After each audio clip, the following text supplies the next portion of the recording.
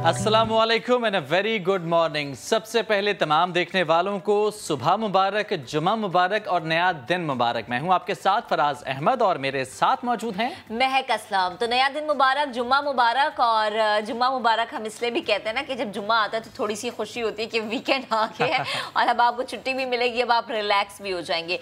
लेकिन आज जो स्टोरी सबसे पहले मैं आपके सामने रखूंगी उससे हमें बहुत कुछ सीखने की ज़रूरत है। बहुत कुछ सीखने का मैं इसलिए कह रही हूँ क्योंकि हम अक्सर ये बात करते हैं कि जी ज़िंदगी में सुकून होना चाहिए, ज़िंदगी में आप रिलैक्स हों, ज़िंदगी में आपका एक मकाम हो।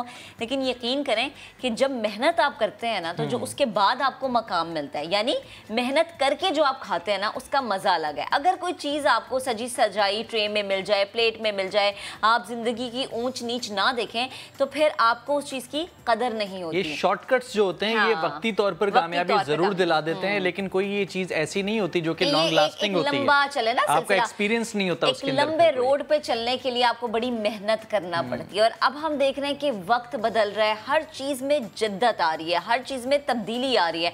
और अगर आपका जज्बा हो तो आप इस तब्दीली का हिस्सा बन जाते हैं। एक रिवायती माइंडसेट जो था ना कभी कि ख़वातीन जो हैं वो आगे बढ़ के काम नहीं कर सकती, उस माइंडसेट का ख़ात्मा हो रहा है। क्योंकि अब हम ख़वातीन को हर शोबे में अपना नाम बनाते हुए देख रहे हैं।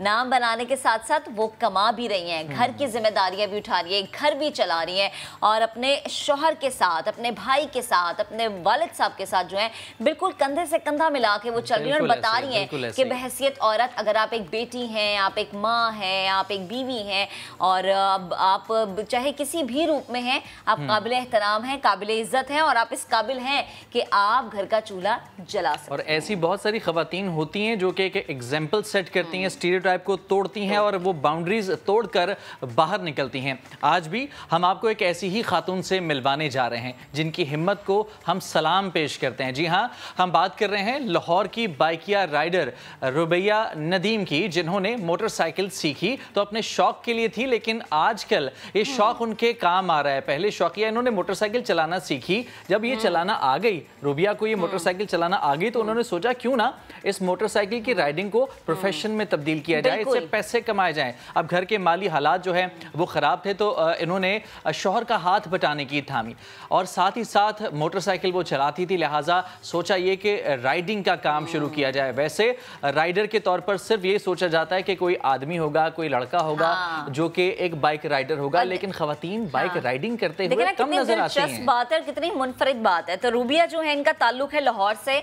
हम इनसे जानेंगे कि सफ़र कब शुरू हुआ और अब तक इनका एक्सपीरियंस कैसा रहा। मुझे ये अल्फाज यहाँ पर इस्तेमाल करने पड़ेंगे। हमारी सोसाइटी में हम अक्सर ये देखते हैं कि अगर कोई खातून बाइक चला रही हो, ये मैंने खुद भी एक्सपीरियंस किया, बाइक हो या स्कूटी हो, तो वो लोग रुक के ना मुड़ मुड़ के देखते हैं कि, और बार बार मुड़ के देखने के बाद खुद को तसल्ली देते हैं या शायद समझाते हैं कि अच्छा ये जो बाइक चल रही है, कोनियां मारी जा रही होती है, वो देखो लड़की बाइक चला रही है। बिल्कुल, मैंने लाहौर की सड़कों पे खुद भी एक्सपीरियंस किया। चलें जी, रुबैया ने हमें ज्वाइन कर लिया है, उनसे बात करते हैं, उनके इस जज्बे को जानते हैं। रुबैया अस्सलाम वालेकुम, गुड मॉर्निंग। सबसे पहले तो आप जो ये काम कर रही हैं और जिस हिम्मत के साथ करिए, आपकी उस हिम्मत को हम सलाम पेश करते हैं। मुझे बताएगा कि किस उम्र में मोटरसाइकिल चलाना आपने सीखी थी और क्या कभी अंदाज़ा था कि आपका जो ये शौक है ये आगे जाके आपके इस तरह से काम आएगा कि आपकी कमाई का जरिया बन जाएगा? जी, मुझे बिल्कुल भी ऐसा कोई अंदाज़ा नहीं था। मैंने शौक़ से सीखी थी बहुत ज़्यादा, क्योंकि मुझे बहुत ज़्यादा शौक़ था लंबे सफ़र पे जाने का, लॉन्ग ड्राइव पे जाने का और इंजॉय करने का। यानी कि अपनी सवारी हो ना, किसी को यानी कि किसी मर्द को ये ना कहना पड़े भाई को, मियाँ को कि जी आप मुझे लेके जाएं और मिन्नतें करनी पड़े। तो बस इसलिए मैंने सीखा शौक़ में। और उसके बाद जो है वो मैं सबसे पहले पाकपतन गई थी लंबे सफ़र पे। पिछले साल गई थी मैं नवंबर में, तो बहुत ज़्यादा मुझे मज़ा आया, बहुत ज़्यादा मैंने एंजॉय किया। उसके बाद मैं तकरीबन काफ़ी दफ़ा मैं बाइक पे ही जाती हूँ पाकपतन। सही। अच्छा रुबैया, ये बताइएगा, ये जो सिलसिला आपने शुरू किया मोटरसाइकिल चलाने का, शौकिया आपने शुरू किया, फिर आपने लंबे सफ़र भी किए, तो ये ऑनलाइन बाइक राइडिंग सर्विस की तरफ कब आई, किस वजह से आई और किस तरह से आपके जहन में आया कि इस चीज़ को प्रोफेशन बनाया जाए? मैं 1-1.5 माह पहले बनी थी बाइकिया का हिस्सा। अच्छा। कुछ मुझे फाइनेंशियल प्रॉब्लम्स आए थे, मेरे हस्बैंड का जो था कारोबार था वो लॉस में जा रहा था, तो मैंने कहा कि ये ऐसे घर में बंदा बैठा रहता है तो बाइक वैसे भी तो मैं चलाती रहती हूँ सारा दिन, तो क्यों ना ये अर्निंग के लिए इस्तेमाल कर लूँ मैं, और घर का भी फ़ायदा हो जाए और मेरा शौक़ भी पूरा हो जाए। और बड़ी अच्छी सोच है आपकी। अच्छा, बाइक राइडिंग सर्विस का आप हिस्सा बनी, मुझे ये बताएं कि पहली राइड पर जब आप गई, जब पहली राइड बुक हुई और आप जो है वो पिक करने गई, तो क्या तासुरात थे जिन्होंने राइड बुक कराई थी? जब पहली राइड पे गई थी तो बाइक किसी के कोई इतना नहीं था, नॉर्मल ही था।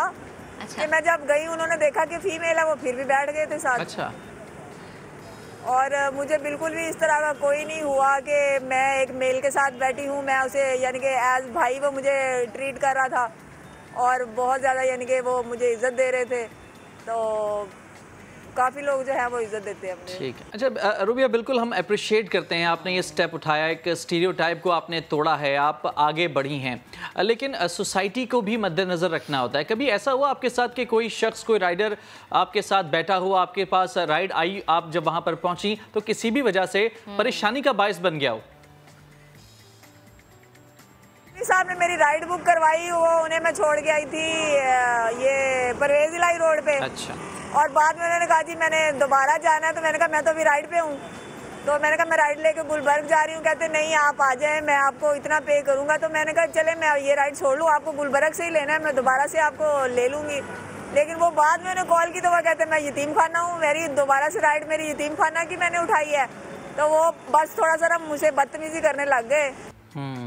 सही। अच्छा रुबिया, हम अक्सर देखते हैं कि ख़वातीन बाइक राइडर्स जो हैं उनको लोग रुक रुक कर देखते हैं कि अच्छा खातून बाइक चला रही है, मतलब अभी भी हमारे मुआशरे में ये चीज़ मतलब एक्सेप्ट नहीं है।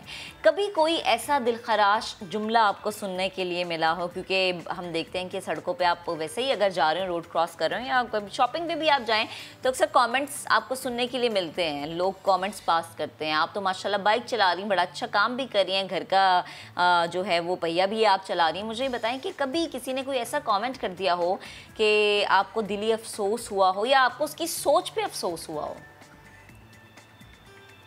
ऐसा मेरे साथ अभी तक कुछ भी ऐसा नहीं हुआ कि कोई इस तरह का करे। मुझे जो लोग हैं वो बहुत ज़्यादा हौसला अफजाई करते हैं। अभी पिछले दिनों की बात है कि एक अंकल ने राइड बुक करवाई थी, तो मुझे हसन टाउन में मैं गई हूँ, तो वो अंकल ने जब मुझे बुलाया तो मैंने कहा अंकल आपको किस जगह से पिक करना है? उन्होंने कहा बेटा हसन टाउन वाली गली से पिक करना है। तो मैं उन्हें लेके गई, मैं उधर गई हूँ, तो उन्होंने कहा बेटा यहीं पे मुकम्मल कर दो, मैंने जाना नहीं था, मैंने जस्ट आपको ना हौसला अफजाई करने के लिए मैंने बुलाया था। और उन्होंने मेरे सर पे बाप की तरह शफकत दी है और मुझे बहुत ज़्यादा अच्छा लगा है।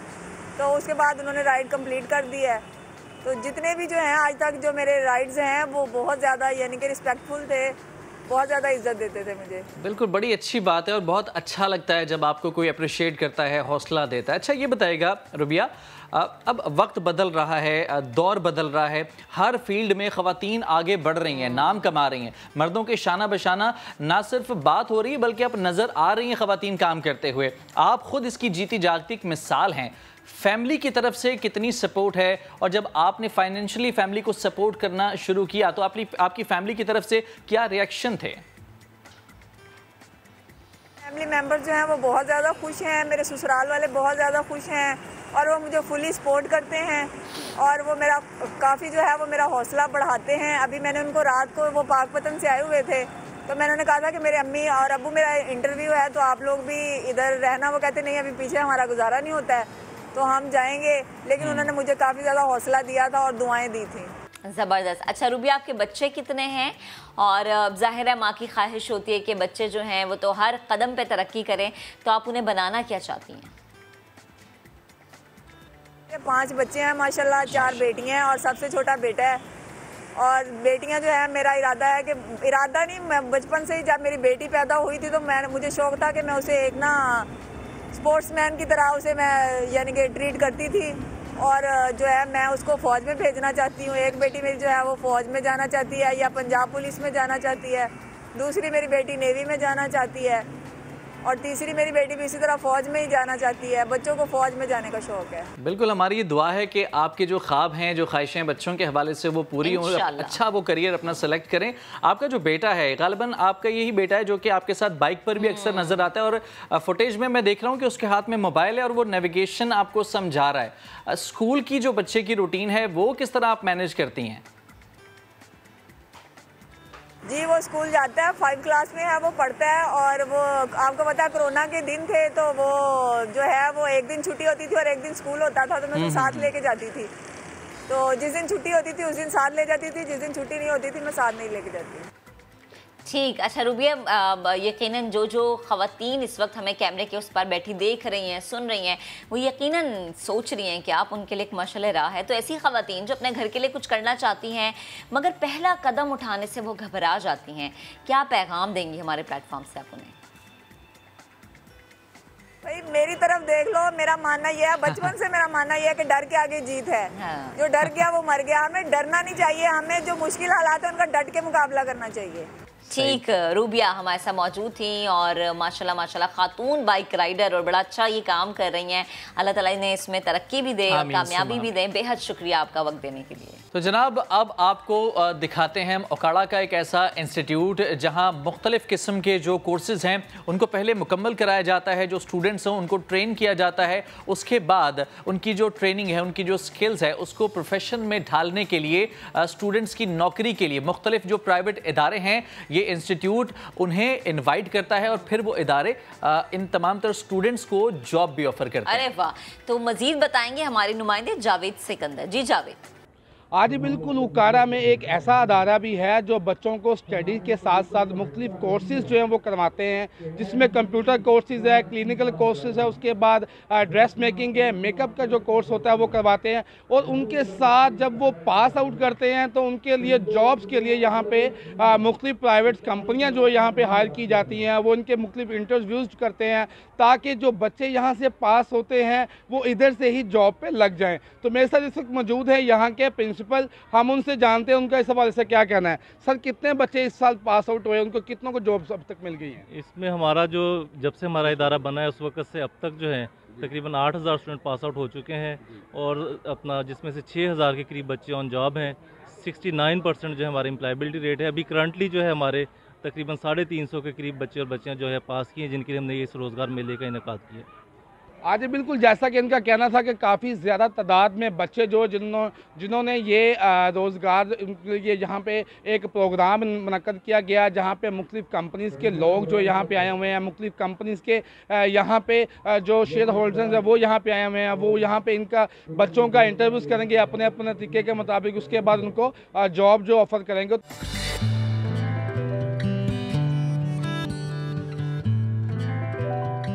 वेलकम बैक जनाब, और अब हम बात करने जा रहे हैं टेक्नोलॉजी के बड़े मुकाबलों के हवाले से। तो इंतज़ार की घड़ियां ख़त्म हो चुकी हैं। माइक्रोसॉफ्ट इमेजिन कप 2022 के मुकाबले का वक्त आन पहुंचा है। प्रोजेक्ट जमा कराने की आखिरी तारीख है जनाब 15 जनवरी। देखते हैं कि पाकिस्तान से इस बार कौन सी होनहार और खुशनसीब टीम है जो कि इस वर्ल्ड चैंपियनशिप में इमेजिन कप ट्रॉफी के साथ $1 लाख की ये बड़ी रकम जीत कर मुल्क का नाम रोशन करने वाली है। गुज़िश्ता साल मकामी सतह पर प्रोजेक्ट्स जमा कराने के लिहाज से पाकिस्तान दुनिया में तीसरे नंबर पर रहा था। कोरोना की वबा के बावजूद 600 से ज्यादा रिकॉर्ड एंट्रीज हुई। इस कामयाबी का क्रेडिट जाता है हायर एजुकेशन कमीशन और माइक्रोसॉफ्ट को, जिन्होंने बतौर स्ट्रेटेजिक पार्टनर्स इमेजिन कप से मुतालिक आगाही को बढ़ाने के लिए गुज़िश्ता साल 100 से ज्यादा कैंपस तक रसाई हासिल की। माइक्रोसॉफ्ट इमेजिन कप 2022 से मुतालिक मजीद गुफ्तगू करने के लिए हमें ज्वाइन किया है country education leader Microsoft Pakistan Jibran Jamshed साहब हमारे साथ मौजूद हैं। जिब्रान साहब, अस्सलाम वालेकुम and very good morning. Sir, बहुत ज़बरदस्त किस्म का ये काम है, थोड़ा सा इसकी डिटेल के हवाले से बताइएगा और इस साल का थीम क्या होगा ये भी बताइए हमें। राइट, अस्सलाम वालेकुम and good morning to you as well. देखें जी, टेक्नोलॉजी का सोसाइटी पे और इकॉनमी पे एक बड़ा वास्ट इम्पैक्ट है। इस वक्त अगर आप टैक्सी ऑर्डर करना चाहते हैं, so you would just pick up your phone and you will order the cab. It's very easy now. It's very easy nowadays. इसी तरह से आप एग्जांपल ले लें कि for example if you have to watch a movie, so you are not going to cinema anymore, you are playing that movie on Netflix. So the largest taxi company in this world today does not own a fleet of cars. Largest cinema provider, movie provider does not have its own theaters or any physical buildings नहीं है. They are software companies. इसी तरह से आप banks की example ले लें. आज क्रिप्टो करेंसी का जो डिजिटल करेंसी है, क्रिप्टो करेंसी है जो एग्जिस्ट भी नहीं करती है एक्चुअली, उसकी वैल्यू आज इस वक्त दुनिया में, दुनिया के जो 12 बड़े बैंक्स हैं इंटरनेशनल, उनकी कंबाइंड वैल्यू से ज़्यादा क्रिप्टो करेंसी की वैल्यू जो है इस वक्त है, हालांकि it's just the starting of that journey. And this is how technology in this era of fourth industrial revolution, it's shaping up the society, the economy, the lifestyle. Imagine Cup 2022 को देखते हुए, there are 4 themes which are part of this competition. जो competition है उसमें Earth is one of the themes. You talk about climate change, you talk about agriculture, you talk about green tech. Earth के around जो है आप वो projects को ला सकते हैं. पाकिस्तान एक agriculture country है, so technologies like Internet of Things would play a pivotal role in shaping up the productivity of the farmers and crops and other things around agriculture. इसी तरह से lifestyle, अभी हमने lifestyle की example देखी. Today we are living and playing on the digital channels. In this post-COVID pandemic world, everything is happening over the digital channels. चाहे आप Microsoft के Xbox के platform को देख लें, Minecraft के platform को देख लें, या again typical example of Netflix because a lot of users are tuning into it. This is how entertainment is happening. So how can we further shape up the entertainment and lifestyle? Her sector अब digitalise होता जा रहा है. जी बिल्कुल. ठीक. अच्छा जिब्रान साहब, मुझे ये बताइएगा, ये जो अब इंटरनेशनल ये कंपटीशन है, इसमें जो प्रोजेक्ट है ये किस तरह से सबमिट किया जाता है? एज लिमिट भी होती है इसके अंदर कोई? ये ज़रा तरीकाकार आसान अल्फाज में बताइएगा हमें. बिल्कुल. सो एक कैटेगरी तो हमारी लाइफस्टाइल की है, एक एग्रीकल्चर की है, एक कैटेगरी एजुकेशन की और एक हेल्थ केयर की है. जो कंपटीशन है उसमें if your age 16 and above, तो आप एक टीम फॉर्म अप कर सकते हैं अप टू 4 पीपल. पिछले साल तक ये 3 लोगों की टीम थी, अब ये अप टू 4 पीपल आप ये टीम फॉर्म अप कर सकते हैं. और इमेजिन कप की जो वेबसाइट है उसकी एक लोकल वेबसाइट भी डेवलप की गई है हायर एजुकेशन और माइक्रोसॉफ्ट के ताउन से. वहाँ पे जाके आप बेसिकली अपना टीम रजिस्टर करके प्रोजेक्ट को सबमिट कर सकते हैं, और उसके बाद जो है शॉर्ट लिस्टेड प्रोजेक्ट्स जो हैं they go into the regional final. और जो रीजनल फाइनल पाकिस्तान लेवल पे होते हैं, जो टीम्स रीजन फाइनल्स को विन करती हैं they go to the national finals Pakistan level के. और जो पाकिस्तान के नेशनल विनर्स हैं they go and they compete on the world platform of the in the context of world championship. जी ठीक. अच्छा ये बताएं, ये जो फाइनल्स की तरफ हम आ जाते हैं, तो ये फिजिकल जो है इसमें अपीयरेंस लाजमी होगी या फिर इस साल भी ये वर्चुअल होगा? देखिए जी वर्चुअल है बिकॉज कोविड का एक सिचुएशन है, SOPs इवॉल्व हो रहे हैं, ये स्टिल एग्जिस्ट कर रही है, चाहे कम हुई है लेकिन एग्जिस्ट कर रही है. And we have to take these precautionary measures. So basically इसकी वर्चुअल कम्युनिटीज़ जो हैं, डिस्कॉर्ड एक प्लेटफॉर्म है, यंगस्टर्स में स्टूडेंट्स में बड़ा पॉपुलर है, वहाँ पे इसकी वर्चुअल कम्युनिटीज़ एग्जिस्ट करती हैं. So you go, you become part of those virtual communities. इसके जो इवेंट के रीजनल फाइनल्स हैं, नेशनल फाइनल्स हैं, they will happen online. So you don't need to really physically travel, and you can be safe at your home or your campus, and you can still be part of this international competition. ठीक. अच्छा जो experts हैं जो कि इसके अंदर participate कर रहे हैं, ये पार्टिसिपेंट्स को वापस आकर फिर पाकिस्तान के अंदर जॉब सर्चिंग, जॉब हंटिंग के लिए जो है ये कितना ज़्यादा फ़ायदेमंद साबित हो सकता है? देखिए इमेजिन कप एक प्लेटफॉर्म, एक CV के ऊपर ये कितना अहम एडिशन है, ये बता दें. So Imagine Cup is not really building a project and going in a competition. It's about building your career. Because जब आप वो project build करने चाहते हैं तो आप एक latest technology के ऊपर पहले पढ़ते हैं. Microsoft का GitHub प्लेटफॉर्म है, Microsoft Learn प्लेटफॉर्म है, वहाँ जाके आप साइबर सिक्योरिटी के ऊपर, आर्टिफिशियल इंटेलिजेंस के ऊपर, क्लाउड कंप्यूटिंग के ऊपर आप पढ़ते हैं. And then you make up something. So when you come back, whatever the results are, the idea is that you know the latest technologies of fourth industrial revolutions. There are millions of jobs across the globe. There are millions of business opportunities which are sitting idle because वो talent available नहीं है. So this is how talent is automatically developed. So you would know the technology, it's your choice. You become a freelancer, you open your own startup, you pursue with that product, or you go for a job. Right. अच्छा जिब्रान साहब ये बताएं इसके अलावा कि ये जो process है इसमें HEC के साथ जो स्ट्रेटेजिक पार्टनरशिप है ये कितनी इंपॉर्टेंट है? This is the central point of this entire execution in Pakistan. ये जो सेंट्रल हमारी पार्टनरशिप है HEC के साथ, ये पिछले 12 साल से है. एजुकेशन ट्रांसफॉर्मेशन फ्रेमवर्क एक एग्रीमेंट है, वो एग्जिस्ट करता है, और उसी के अंडर ये सारा इमेजिन कप का प्रोग्राम है हो रहा है और AGC इसको फैसिलिटेट करता है कि ये प्रोग्राम पाकिस्तान की सारी यूनिवर्सिटीज़ में ले जाया जाए और वहाँ पे एग्जीक्यूट किया जाए. So there are 2 million kids approximately across the country. So the entire facilitation and support is provided by Higher Education Commission on this. That's very nice. अच्छा, एक और चीज़, कमिंग बैक टू प्रोजेक्ट्स, ये जो projects होते हैं इनकी types क्या होती हैं? ये बेसिकली ये प्रोजेक्ट क्या होता है या क्या हो सकता है? So it's a technology project. आपके पास फॉर एग्जांपल एक डेवलपमेंट स्टूडियो है, आईडी है, जैसे विजुअल स्टूडियो है, उस पर रहते हुए आप एक कैटेगरी चूज़ करते हैं. आप कहते हैं मैं एजुकेशन की कैटेगरी में एक एप्लीकेशन बनाना चाहता हूँ जो कि जिन लोगों को रीडिंग या हेयरिंग डिसेबिलिटी है उनको ये हेल्प करेगी.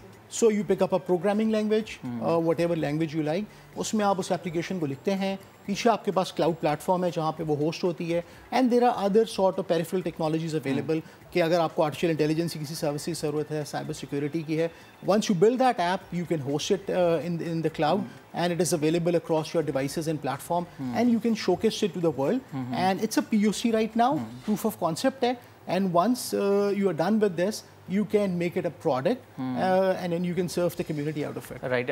तो बेसिकली टेक्नोलॉजिस्ट जो हैं वो बिल्ड हो रहे हैं, वो डेवलप हो रहे हैं इस सिलसिले के तहत. पाकिस्तान में टेक्नोलॉजी की तरफ हम बड़ी तेज़ी के साथ बढ़ रहे हैं इस तरह के प्लेटफॉर्म्स के ज़रिए. सोसाइटी के अंदर, पाकिस्तानी सोसाइटी के अंदर ये कितना ज़्यादा फ़ायदेमंद साबित हो सकता है? क्योंकि जाहिर सी बात है कि दीगर मुल्कों की निस्बत पाकिस्तान के अंदर वो स्पीड नहीं देखी जा रही टेक्नोलॉजी की तरफ मूव करने की. देखिए जी, जितना मैं अंडरस्टैंड करता हूँ, जो पाकिस्तान की बिग बेट है वो नॉलेज ड्रिवन इकोनॉमी है, which is a skills based economy. और ये जो हम सिखा रहे हैं ये स्किल्स ऑफ द फ्यूचर हैं. यही फ्यूचर की स्किल्स हैं जिसके अराउंड पूरी दुनिया में billions of opportunities are sitting idle. Even in market like US, अगर आप आज वहाँ पे साइबर सिक्योरिटी प्रोफेशनल्स की बात करें, there is a big shortage in a mature market like US. So consider a market like Pakistan, यहाँ तो बहुत ज़्यादा काम करने की ज़रूरत है. एक चीज़ मैं और ऐड कर दूँ कि पाकिस्तान इस वक्त जो फ्रीलांसिंग कम्युनिटी है उसमें 3rd लार्जेस्ट कंट्रीब्यूटर है across the globe. So people would understand latest technology, state of the art technologies. पूरी दुनिया से जो फ्रीलांस के प्रोजेक्ट्स हैं वो भी पाकिस्तान में आ सकते हैं. तो ये लोगों की स्किल्स को तो नरिश कर रहा है, साथ साथ it has a direct impact on the economy of the country. Right. अच्छा जिब्रान साहब, इसके अलावा मुझे ये बताएं कि वो स्टूडेंट्स जो कि इस तरफ आना चाह रहे हैं, जिनका बिल्कुल इनिशियल पीरियड है एज अ करियर टेक्नोलॉजी की तरफ आना या फिर डिजिटल जो स्टडीज़ हैं उनकी तरफ आना, फ्यूचर के लिए उनके कितना ज़्यादा स्कोप है इसके अंदर, ये ज़रा हमारे नाजरीन के लिए, ख़ास तौर पर उन स्टूडेंट्स के लिए बताइए.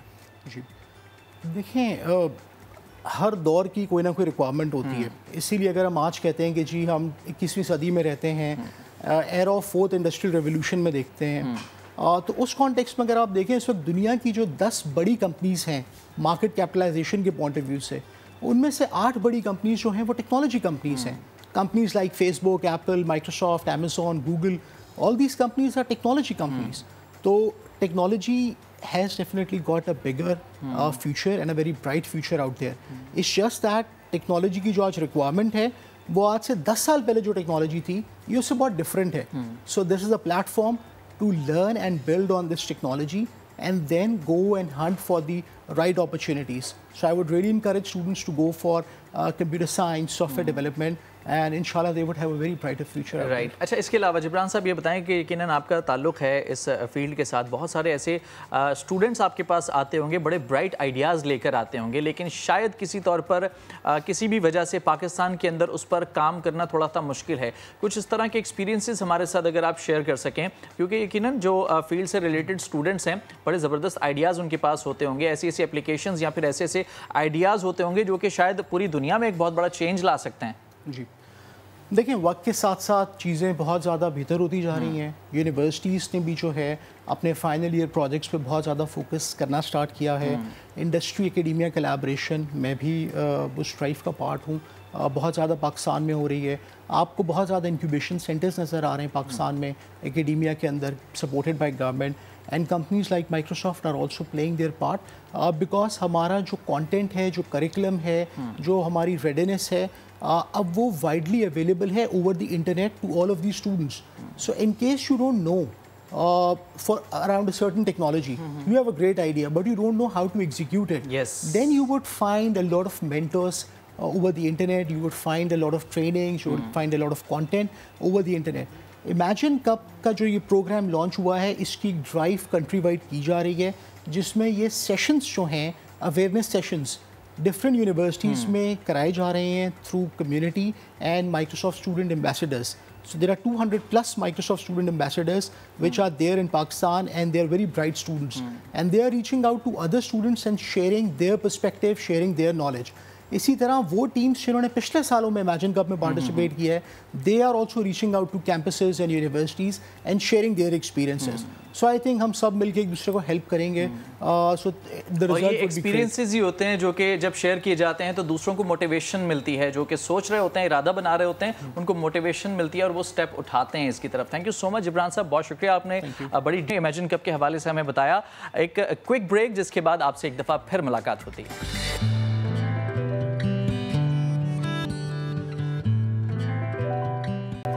जी तो जनाब, आपने अक्सर सुना होगा, लोग ये कहते हैं कि ज़्यादा गोश्त खाना सेहत के लिए नुकसानदेह है. गाय और भैंस के गोश्त से बीमारियां लग जाती हैं.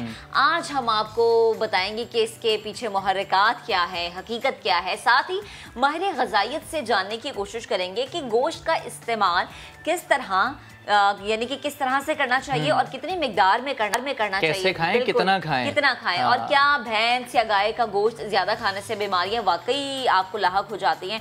क्योंकि अक्सर घरों में हमने कहते सुना है कि अच्छा जी हम तो बड़े का गोश्त नहीं खाते, हम तो भैंस या गाय का गोश्त इसलिए नहीं खाते क्योंकि हमें एलर्जी हो जाती है, या फिर ये है कि जी चर्बी बहुत ज़्यादा बॉडी पे आ जाती है. बहुत सारे लोग होते हैं जो कि बीफ और मटन को बिल्कुल खाते ही नहीं है. मैं खुद उनमें से एक हूँ. अच्छा, आप बीफ मटन दोनों नहीं खाते, आप चिकन पे रिलाई करते हैं या सी फूड? ज्यादा सब्जियां ये सी फूड. चलें जी, इसी पर बात करने के लिए हमें ज्वाइन किया है माहिर ग़िज़ाइयत डॉक्टर सहर जावेद चावला ने. सहर, बेहद शुक्रिया वक्त देने के लिए. Good morning. सबसे पहले तो ये जानना चाहेंगे कि ये जो एक बन गई है ना, मिथ से बन गया कि गाय और भैंस का गोश्त नहीं खाना क्योंकि ये आपकी बॉडी के लिए अच्छा नहीं है और ज़्यादा चर्बी आ जाती है, ये कितनी इसमें सदाकत है? क्या गोश्त गाय और भैंस का ना खाना फ़ायदेमंद है, या एतदाल में खाना फ़ायदेमंद है, या बस अगर आप हफ्ते में 6 दिन पका सकते हैं तो पकाएं और खाएं? अस्सलाम वालेकुम जी, thank you so much for having me on the show. अल्लाह ताला ने दुनिया पे जो भी चीज़ हलाल की है वो आपको एतदाल में नुकसान नहीं पहुंचा सकती, इम्पॉसिबल है. अगर हफ्ते में 6 दिन आप सब्जियां भी खा रहे हैं, हालांकि सब्जियां बेहतरीन है आपकी बॉडी के लिए, और आप 6 दिन खाली फल भी ले रहे हैं, तो आप अक्लमंदी नहीं कर रहे हैं, क्योंकि आप अपनी बॉडी को बहुत ज़्यादा उन न्यूट्रिएंट से डिप्राइव कर रहे हैं जो कि आपको एनिमल बेस्ड प्रोटीन से मिलना है. जिसमें से फॉर एग्जांपल हम विटामिन B12 की बात कर लेते हैं. हमारे पास मोस्टली जो वेजिटेरियंस होते हैं वो आपके पास विटामिन B12 से डिप्राइव होते हैं, क्योंकि विटामिन B12 आपके पास एक ऐसा विटामिन है जो कि प्रेजेंट ही आपके पास सिर्फ एनिमल बेस्ड सोर्सेज में होता है. और अनलेस एंड अनटिल अगर आप प्रोटीन से एलर्जिक नहीं है, आपकी ऐसी कोई ऑटो इम्यून कॉम्प्लिकेशन नहीं है कि आपकी बॉडी जो है, आपका जो लीकी गट है, आपकी आंतें हैं, वो प्रोटीन के एब्जॉर्प्शन को नॉर्मली जो है वो अलाउ नहीं करती हैं, जिसमें आपके पास ग्लूटेन मीट प्रोटीन भी आ जाती है, कुछ लोगों में अंडे की प्रोटीन, कुछ लोगों में सी फूड की प्रोटीन आ जाती है, तो ये आपके लिए खाना बहुत अच्छा है. अगेन एतदाल में आपको जितने high quality nutrients beef liver से मिल सकते हैं ना, वो आपको किसी एनिमल लिवर से नहीं मिल सकते.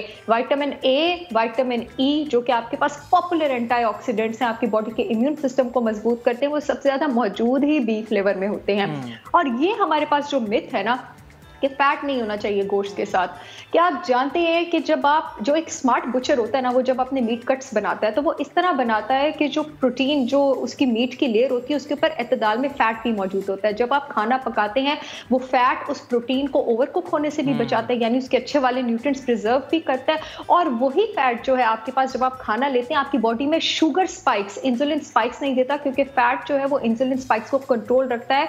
इन्हीं जिन सब्जियों का हम शौकीन हैं और जो बहुत ज्यादा टोटली वेजी होने की तरफ एक ट्रेंड आ रहा है, मैं इस ट्रेंड के हक में नहीं हूँ. आपको वेजिटेरियन, नॉन वेजिटेरियन दोनों को आपको कंज्यूम करना है. आपके पास विटामिन ए, डी, ई और के फैट सॉल्युबल विटामिन है, जो कि अगर आप खाने से अच्छी चर्बी नहीं ले रहे हैं, फैट जो आपको लेनी चाहिए वो जिस्म में एब्जॉर्ब ही नहीं हो सकते. और जब हम स्मार्ट होने की और एंटी इंफ्लेमेटरी खानों की बात करते हैं, तो आपके पास जो गोश्त में मौजूद फैट होता है, आपके पास चाहे बड़े गोश्त में मौजूद हो, चाहे आपके पास छोटे गोश्त में मौजूद हो, उसमें मौजूद होते हैं omega 3 fatty acids, conjugated linoleic acids, जो कि आपके पास बॉडी में एंटी इंफ्लेमेटरी एक्शन देते हैं.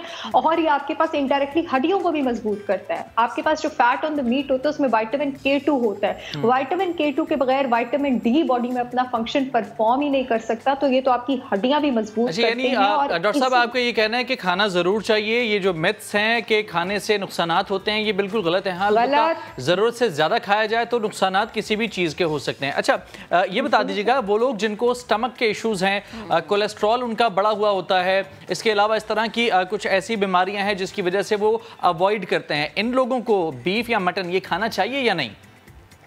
हफ्ते में एक बार अगर या 2 बार ये लोग बीफ और मटन लेते हैं जो कि स्लो कुक्ड है, वेल कुक्ड है और फ्राइड नहीं है, तो उनके लिए बहुत ज्यादा अच्छा है। जिन लोगों को कोलेस्ट्रॉल की शिकायत है, मैं उनको रिकमेंड करूंगी कि आप यखनियां लें, आप मटन की यखनी लें, आप मटन की हड्डियों की यखनियां लें, आप बेशक बीफ की हड्डी की यखनी लें। जब हमारे पास यखनी बनती है ना, खास करके जब आप उसको ढक के बनाते हैं, तो जो पानी के मॉलिक्यूल्स होते हैं उसके अंदर, मटके के अंदर या फिर हांडी के अंदर जिसमें आप बना रहे होते हैं, वो हड्डी कनेक्टेड टिश्यू होता है, उसको ब्रेक करके उसमें से क्लास ऑफ मॉलिक्यूल्स रिलीज करते हैं, ग्लाइकोजामाइनोग्लाइकन्स। ए ग्लाइकोजामाइनोग्लाइकन्स जो हैं, आपने सप्लीमेंट्स के नाम बड़े मशहूर सुनोगे, कॉन्ड्राइटिन सल्फेट, हाइलुरोनिक एसिड, ग्लूकोसामीन, ये सब अब हमारे पास सप्लीमेंट्स में मौजूद आ रहे हैं हड्डियों को मजबूत करने के लिए। ये सब के सब इकट्ठे उन हड्डियों में मौजूद होते हैं जिनकी अगर हम यखनी बना लेते हैं, इसमें कैल्शियम, मैग्नीशियम, ये सारी चीजें मौजूद होती हैं। तो ये चीजें आपकी बॉडी के लिए जरूरी है, और भी ऐसे बहुत सारे मिनरल्स मौजूद होंगे, मुझे यकीन है, जो अभी तक लेबोरेटरीज में डिस्कवर ही नहीं हुए हैं। अगर आप 1 या 2 बार लेते हैं मटन या बीफ वेल कुक्ड, तो उसमें आपके पास गुड फैट्स होंगे जो कि आपके बैड फैट्स को इनफैक्ट नीचे ले जाने में मदद करेंगे, वो आपके बैड फैट्स को बढ़ाएंगे नहीं। हाँ। अच्छा डॉक्टर साहब, एक और चीज़, जैसे कि कहते हैं कि हड्डियों की मजबूती के लिए बड़ा ज़रूरी है, एक तो आपने यखनी का जिक्र किया, अमूमन हम देखते हैं कि स्पेशली ख़वातीन को ये रिकमेंड किया जाता है कि आप जितना हो सकते हैं यखनी पिए, इम्यून सिस्टम आपका स्ट्रॉन्ग होगा, आपकी हड्डियाँ मजबूत होंगी। वैसे अगर हम ये कहें कि हम हफ्ते में 2 दिन ऐसा रख लें कि एक दिन बड़ा गोश्त आपने भुना हुआ खा लिया और एक दिन छोटा गोश्त खा लिया, स्पेशली उन लोगों के लिए जिन्हें जोड़ों का मसला है या जिन्हें कुछ भी, जैसे अब सर्दियाँ आ गई, सर्दियों में जोड़ों का दर्द ज़्यादा होता है, तो क्या ये मुफीद है कि आप इस तरह से एक रूटीन बनाएं?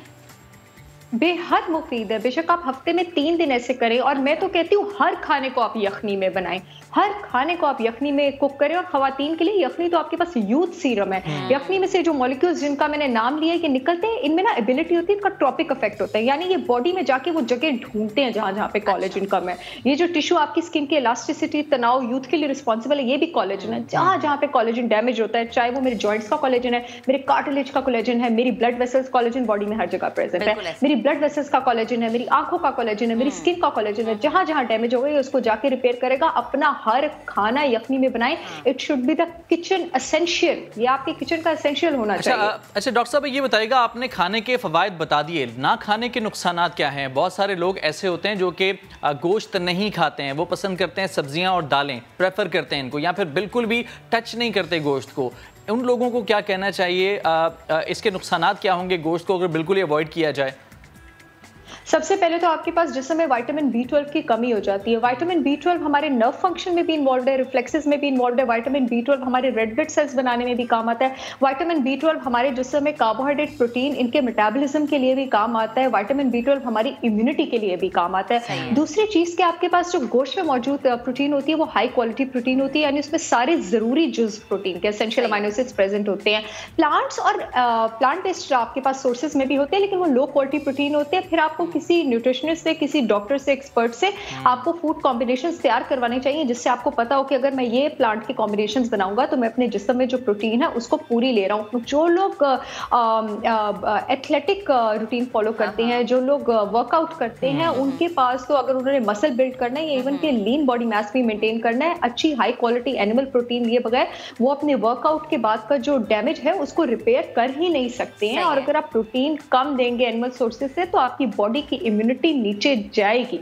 सही है, ये आपको अच्छा डॉक्टर साहब, जल्दी से लास्ट में एक और चीज़ मुझे बता दें कि अक्सर ऐसा होता है कि अच्छा आप ग्रोसरी करने गए, आपने गोश्त खरीद लिया, वो चाहे मटन है वो चाहे बीफ है, आपने खरीद लिया, उसके बाद घर आते हैं आप उसको वॉश करते हैं, पीसेस बना के आप उसे फ्रीज कर लेते हैं। अच्छा होता ये है कि अब फिर आपने जो है वो फ्रीजर से निकाला और जब वो अपनी नॉर्मल पोजीशन में आ गया, बिल्कुल, जब वो आपने उसको पका लिया, लेकिन कभी कभार ऐसा होता है वो डीप फ्रीज करने के बाद आप कहते हैं अच्छा मिकदार ज्यादा है, बाकी उठा के वापस रख दो, यानी फ्रीज से डीप फ्रीज से वापस freeze.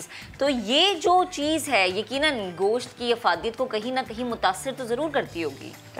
Definitely, very good question. आपने जब एक बार बाहर निकाल लिया ना फ्रीजर से, और अगर आपके पास आइस क्रिस्टल्स इंटैक्ट रहे हैं उसके ऊपर, वो पिघले नहीं हैं, तो आप जो है वापस उस गोश्त को रख सकते हैं। एक बार गोश्त के जिस हिस्से पर आइस क्रिस्टल्स आपके पिघल गए हैं और वो पानी में चले गए हैं, ठीक है, अब आपने इस गोश्त को वापस फ्रीज नहीं करना, अब इसको पका लें और पका के फ्रीज कर लें, ठीक है। इस प्रोसेस को सब्लिमेशन कहते हैं, ये सबलाइम, वरना अब ये आपके पास इसमें माइक्रोब्स इन्फेक्शन जो है वो पेनिट्रेट करेगी। अगर वो फ्रोजन ही था, काट के वापस रख दें, अगर उसके ऊपर से बर्फ पिघल गई है, पका के फ्रीज कर दें, वैसे मत करें वरना इन्फेक्शन जाएगी अंदर। ठीक है डॉक्टर साहिबा, बेहद शुक्रिया वक्त देने के लिए, गुफ्तगू करने के लिए। और जो लोग बहुत ज़्यादा शौकीन होते हैं ना गोश्त के, या फिर बहुत ज़्यादा शौकीन होते हैं कि जी गोश्त के अलावा आपने कलेजियाँ भी खानी है, तो प्लीज़ ज़रा खाएं ज़रूर, लेकिन एतदाल के साथ। और जहाँ तक ये फ्रीज़ करने वाली बात है, तो मेरे ख्याल में फिर तरीकाकार ऐसा इख्तियार किया जाए कि छोटे छोटे पैकेट्स बनाकर एक टाइम के यूज़ के हिसाब से फिर हम फ्रीज़ कर सकते हैं, और ये बेहतर भी रहेगा।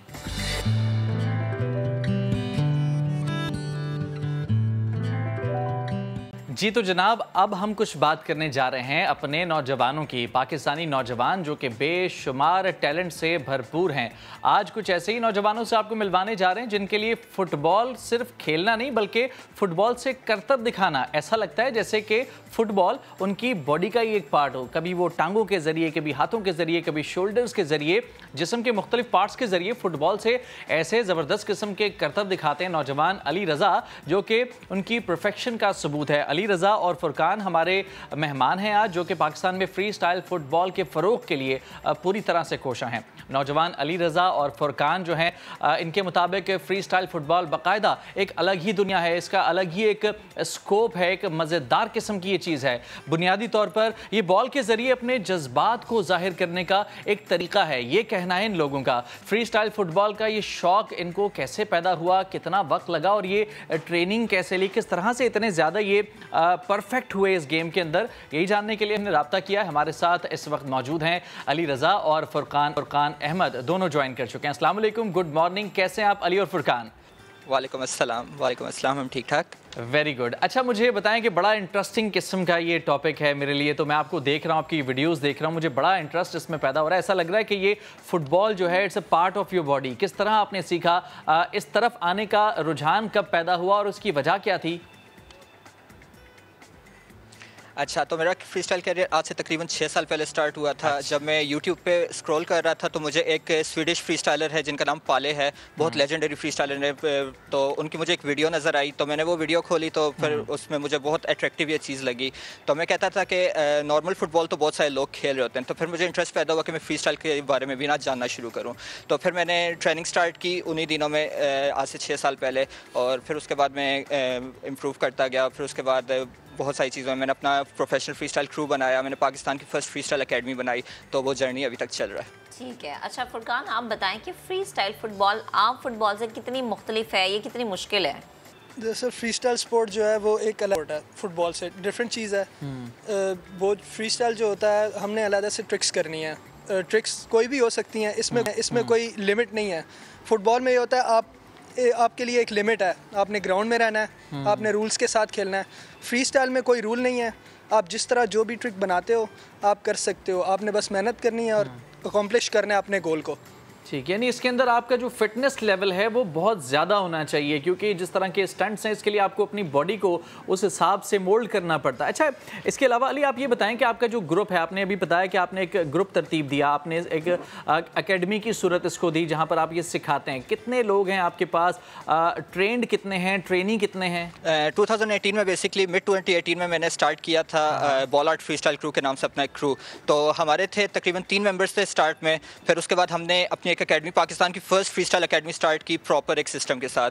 तो फिर उसके बाद हमारी अकेडमी में अराउंड 30 to 35 लोग थे, जिसमें हमारे पास गर्ल्स भी थी, हमारे पास बच्चे भी थे, हमारे पास हर एज ग्रुप के लोग भी थे उसमें। तो फिर उसके बाद कोविड की वजह से अकेडमी तो ख़त्म हो गई, लेकिन फिर मैंने जो बेस्ट पाकिस्तान के इस्लामाबाद के जितने भी बेस्ट फ्री स्टाइलर्स थे, फिर मैंने उनको रिक्रूट किया, और इस वक्त हमारे 8 मेंबर्स हैं, जिसमें से हम 2 इधर हैं और बाकी 6 इसके अलावा और भी हैं। सही है। अच्छा अली, लोग आपको फुटबॉल के साथ साथ करतब करते भी देखते हैं, तो क्या कहते हैं, क्या कमेंट्स होता है? फिर मैं चाहूँगी कि ये कमेंट्स आप बताएं और उसके बाद आप हमें फिर कोई ना कोई करतब करके दिखाएं, ताकि हम भी देखें ना। वीडियो तो हम देख रहे हैं अभी लाइव, हम देखें ज़रा कोई अच्छे से स्टंट्स। कमेंट्स लोगों के हर जो भी आप काम स्टार्ट करें उसमें कमेंट्स पॉजिटिव भी होते हैं, उसमें कमेंट्स नेगेटिव भी होते हैं, लेकिन अब फ्री स्टाइल एक ऐसी चीज़ है कि दुनिया में बहुत कम लोग इसके बारे में जानते हैं। तो जब लोग देखते हैं तो मेरे ख्याल से 99% जो लोग होते हैं उनका पॉजिटिव रिस्पांस होता है। हालांकि मुझे शुरू में बहुत सारे दोस्तों ने और बहुत सारे लोगों ने बोला भी था कि यार तुम क्या कर रहे हो, तुम फुटबॉल खेलो, नॉर्मल फुटबॉल, उसमें स्कोप है, ये है वो है। मैंने कहा बंदा जो है ना अपने रास्ता खुद बनाता होता है। तो फिर मैंने कहा यार मैंने फ्री स्टाइल को लेकर चलना है और इसी को आगे प्रोफेशन अपना बनाना है। तो लोगों को कमेंट्स नेगेटिव भी होते हैं, पॉजिटिव भी होते हैं, और जो हम हर तरह की क्रिटिसिज्म भी हमें मिली है और बहुत सारे ब्रांड्स और कंपनीज की तरफ से हमें एक्सप्लॉइट भी किया गया है, वो ऐसी बात नहीं है कि नहीं किया गया। तो ये है कि ये जर्नी का हिस्सा होता है। बिल्कुल, ये जर्नी का हिस्सा होता है। बड़ी अच्छी आपने बात बोली। अच्छा अली और फुरकान, अब ये बताएं कि आप में से कौन अभी हमें कोई अच्छे से जो है ट्रिक्स करके दिखाएगा? We would love to see this. अभी आपको फुरकान दिखाएगा, फुरकान आपको सिट्स की ट्रिक्स दिखाएगा और फुरकान आपको एक्रोबैटिक के ट्रिक्स दिखाएगा। डन हो गया जी। इनसे पूछ लो।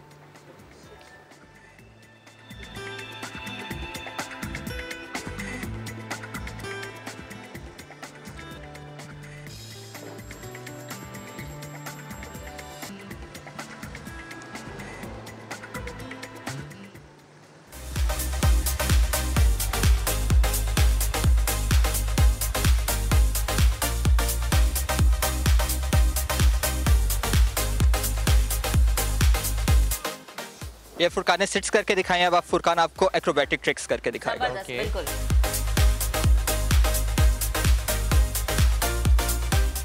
अच्छा जी, जैकेट थोड़ी सी तंग कर रही है फुरकान को, तो फुरकान थोड़े से कंफर्टेबल नहीं है। ठीक है जी, जैकेट उतारें आप और ज़रा मूड में आ जाएं आप इस ट्रिक के। बड़ा मुश्किल है, आप एक गेंद को कितना अपनी उंगलियों के इशारों पे नचा रहे हैं और आप जैसे वो चाह रहे हैं ना वो वैसे ही आपके साथ साथ उस तरह से वो बेचारा ही कहेंगे आप बॉल के साथ जो है वो बिल्कुल इस तरह से करें। ये देखें, वाओ, वेरी नाइस।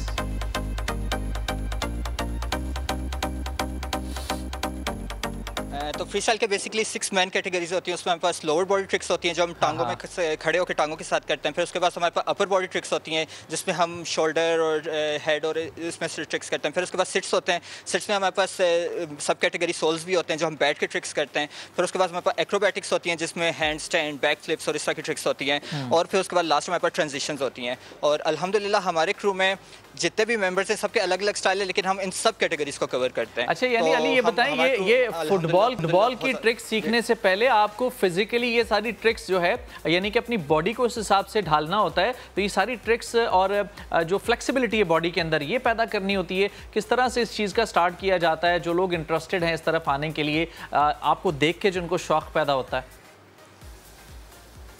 जब मैंने अपना जर्नी स्टार्ट किया था, मैं अपना एक्सपीरियंस आपको बताता हूँ कि इसमें ये सीन होता है कि आपको सबसे पहले ना जो ट्रिक करनी है, ऑब्वियसली बेसिक ट्रिक से सारे स्टार्ट करते हैं, ठीक है। तो बेसिक जो ट्रिक्स होती हैं उनके लिए आपको पहले मोशन बनाना होता है और आपको मसल जो होते हैं उस तरह ट्रेन नहीं होते हैं पहले से, ठीक है। तो आपको अपने मसल्स को ट्रेन करने के लिए एक चीज़ की बार बार रेपिटेशन करनी होती है।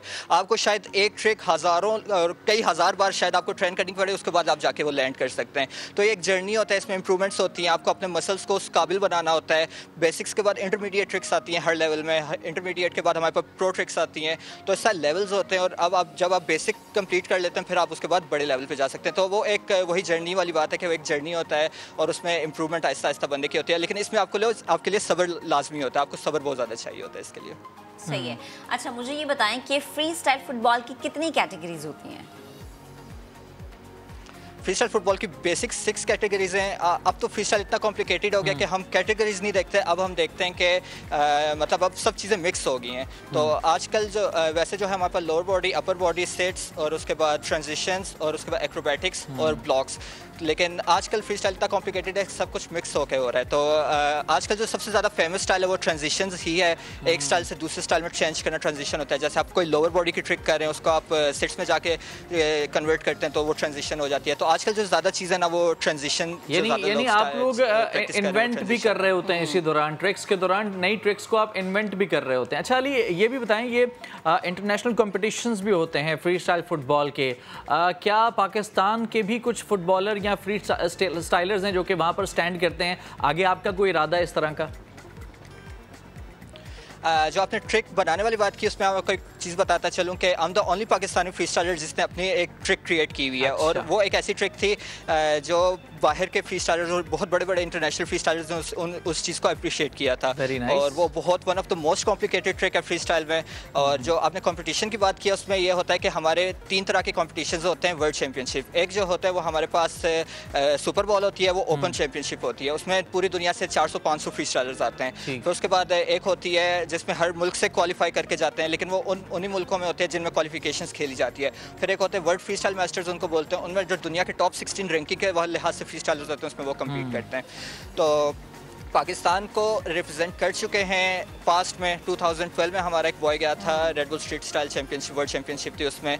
लेकिन उसके बाद से 2016 में भी हमारे एक बॉय ने क्वालिफाई किया था, लेकिन वो नहीं जा सकता था, उसको वीज़ाज़ का इशू थे। मैं लास्ट 3 ईयर से खुद ट्राई कर रहा हूँ कि मैं सुपर बॉल में जाऊँ। सुपर बॉल जो होती है वो चेक रिपब्लिक में होती है, लेकिन उसमें वीज़ा लेना बहुत मुश्किल है पाकिस्तान से, तो वो थोड़ा सी कॉम्प्लिकेशंस आती हैं वीज़ाज़ में।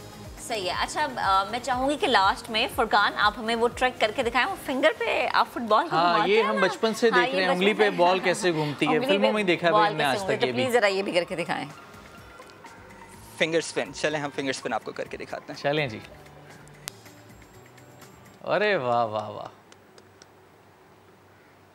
ज़बरदस्त ज़बरदस्त। हमारी फिंगर स्पिन होती है, हेड स्पिन होती है। अब स्पिन्स की भी बहुत सारी मुख्तलिफ टाइप्स हैं, तो हर ट्रिक की बेसिक लेवल भी होता है, उसका प्रो लेवल भी होता है। तो चलें, अच्छा ये तो फिंगर वाला हो गया। अब ये एक उन्होंने एक और का जिक्र कर दिया, हेड स्पिन का, हम चाहेंगे कि वो भी करके दिखा दें। देखिए आप जो बोलते जाएंगे फिर आप फंसते जाएंगे, ये देख लें आप। हेड स्पिन आपको मैं करके दिखाता हूं। चलें जी, चल लीजिए। अब अली मुजाहिरा करेंगे हेड स्पिन का। Let's see what is the head spin.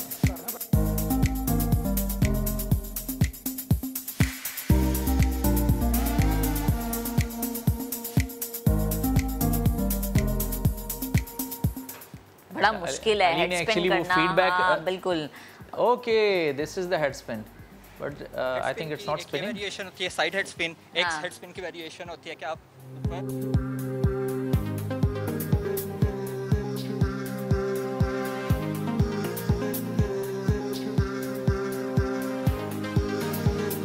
बेहद शुक्रिया आप दोनों का।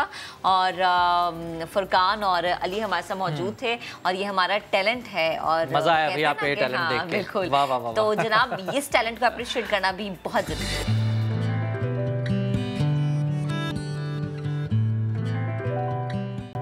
अब आपको बताएं कि हम सब ने स्कूल, कॉलेज और यूनिवर्सिटी की लेबॉर्ट्रीज में बहुत सारे तजुर्बात किए होंगे, बहुत सारी ऐसी चीज़ें हमने की होंगी जिनका हमें शौक भी रहा होगा। लेकिन क्या आपको पता है कि लेबॉर्ट्री में इस्तेमाल होने वाले आलात कहाँ से, किस क्वालिटी के और कितनी कीमत में मिलते हैं? या फिर आपको ये पता है कि पाकिस्तान मेड और जो इम्पोर्टेड आलात हैं उनमें क्या फ़र्क है, कि जो पाकिस्तान में बनते हैं, जो बाहर से आते हैं, यकीनन कोई ना कोई फ़र्क होता ज़रूर होगा।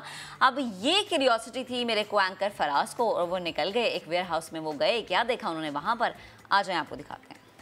तो जनाब ये कॉनिकल फ्लॉस और ये एक अच्छी सी प्यारी सी टेस्ट ट्यूब मेरे हाथ में है, और इसके अलावा बहुत सारा लेबॉर्ट्री इक्विपमेंट मेरे चारों तरफ आप इस वक्त देख पा रहे होंगे, जिसे देखकर स्टूडेंट्स को अपने स्कूल, कॉलेज, यूनिवर्सिटीज़ याद आ गई होंगी। तो मेरी तरह वो लोग जो कि पास आउट हो चुके हैं, काफ़ी ज़माना पहले हो चुके हैं, उनको अपना स्टूडेंट लाइफ का जो ज़माना है वो याद आ गया होगा। तो आज हम एक वेयर हाउस में मौजूद हैं जहाँ लेबॉर्ट्रीज से मुतालिक जो इक्विपमेंट है या तो बनाया जाता है या फिर इम्पोर्ट किया जाता है, और फिर मुल्क भर के दीगर हिस्सों में यूनिवर्सिटीज़ और कॉलेजेस में पहुंचाया जाता है।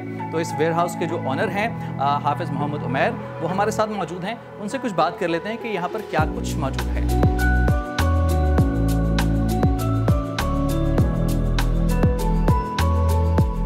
अस्सलाम वालेकुम, कैसे हैं उमैर आप? वालेकुम अस्सलाम, अल्लाह का शुक्र। अच्छा उमैर, ये बताइए कि मुझे बहुत सारी चीज़ें, बहुत सारे इक्विपमेंट यहाँ पर नज़र आ रहे हैं। तमाम जो ये रेंज है, ये सिर्फ स्कूल कॉलेजेस के लिए है या फिर इसके अलावा दीगर जो शोबा जात हैं वहाँ पर भी ये ऑपरेटर्स जो आप लोग फराहम करते हैं?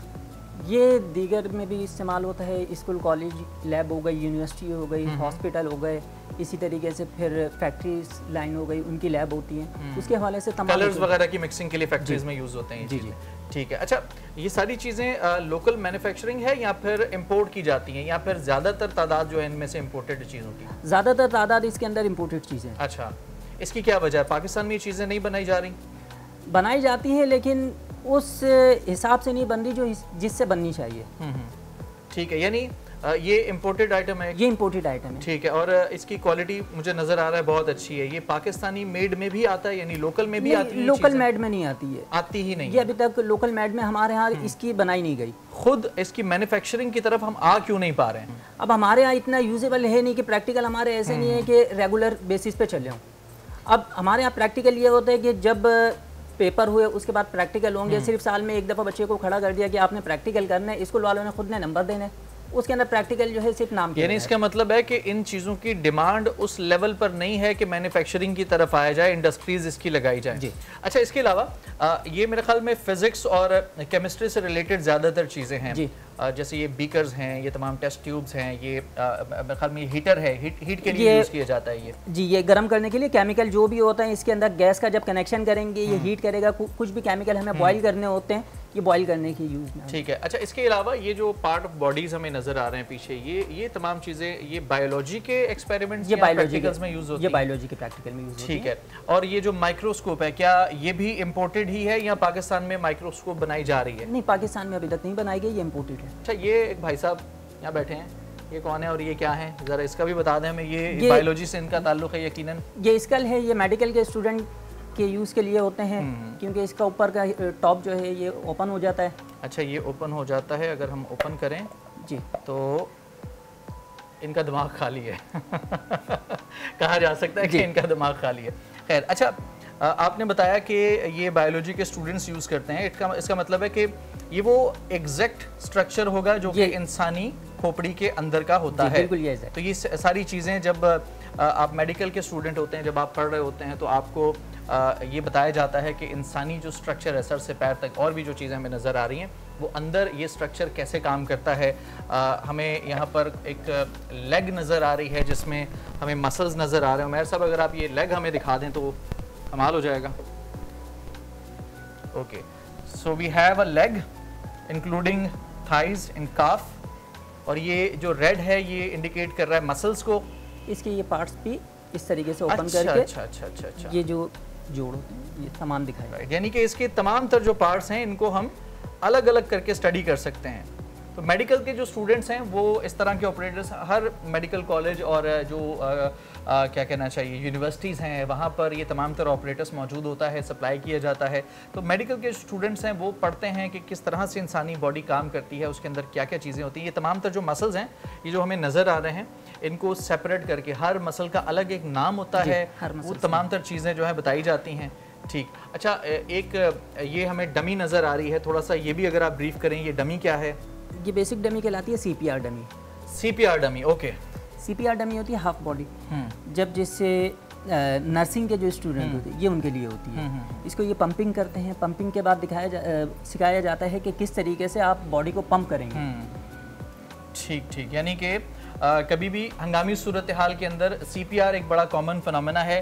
किसी भी हंगामी सूरत हाल के अंदर कोई अगर बेहोश हो जाए, कोई ऐसा इशू हो जाए, तो किस तरह से बॉडी को पंप किया जाता है, इस डमी के ज़रिए फिर स्टूडेंट्स को ये सिखाया जाता है।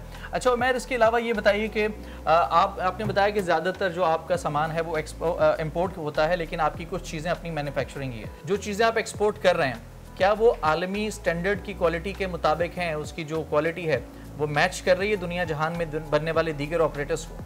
जी, बहुत शुक्रिया उमैर साहब, आपने बड़ी डिटेल में हमें तमाम तर यहाँ की चीज़ों के हवाले से बताया। तो इस जगह पर मौजूद ये तमाम तर जो इक्विपमेंट्स हैं, लेबॉर्ट्री इक्विपमेंट्स हैं, प्रैक्टिकल के जो इक्विपमेंट्स हैं, इसको देखकर मुझे अपना स्टूडेंट लाइफ का जो दौर है वो याद आ गया। तो मेरा दिल कर रहा है तो थोड़ी सी चीज़ों को यहाँ पर देखूँ, एक्सप्लोर करूँ कि क्या कुछ है। माइक्रोस्कोप यहाँ पर मुझे नज़र आ रही है। थोड़ा सा स्टूडेंट लाइफ में मेडिकल से भी ताल्लुक़ रहा है, तो उस ज़माने में तो पता था किस तरह से यूज़ करते हैं। आज मैं कोशिश करता हूँ। आप लोग चलिए स्टूडियोज़ की जानिब, मैं थोड़ा सा इस ऑपरेटर्स को मज़ीद चेक कर लेता हूँ।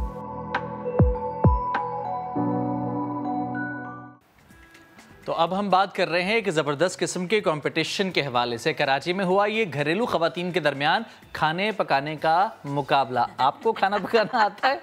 इसलिए मुझे हंसी आ रही है। आपकी इस हंसी ने जवाब दे दिया है मुझे। कि आपको कुकिंग आती है? तो भैया मुझे बिल्कुल कुकिंग नहीं आती, मुझे नहीं खाना पकाना आता, मुझे सिर्फ खाना आता है। ये जो मुकाबला था, हाँ जी, ये जो कंपटीशन था, इसमें शरीक थी वो तमाम ख़वातीन जो कि किसी भी पेशावर शेफ से कम नहीं, मगर उन्होंने नहायत ही महारत से मज़े मज़े के पकवान तैयार किए। अच्छा देखिए, जैसे हमारी अम्मा है ना, हाँ जी, वो अगर हम कहें कि तो वो एक हाउसवाइफ है, शेफ नहीं है, लेकिन उसके बावजूद वो ऐसे खाने पकाती हैं कि वो कहते हैं ना कि उंगलियां बड़े बड़े शेफ पीछे रह जाएं। पीछे रह जाते हैं। तो खुर्शीद आलम ने खवातीन और तकरीब की मेज़बान समेत पेशावर जो शेफ साहिबान हैं उनसे बात की। यकीनन एक ये मुकाबला था, तो जो जजेस थे वो पेशावर शेफ थे, तो वो शेफ बैठे हुए थे, उन्होंने देखना था कि जी किसने अच्छा खाना बनाया, किसने क्या नहीं। रिव्यूज थे उनके। हाँ, खुर्शीद आलम ने क्या खुद भी खाना खाया था, खुद भी टेस्ट किया, और क्या बातचीत हुई वो आपको दिखाते हैं।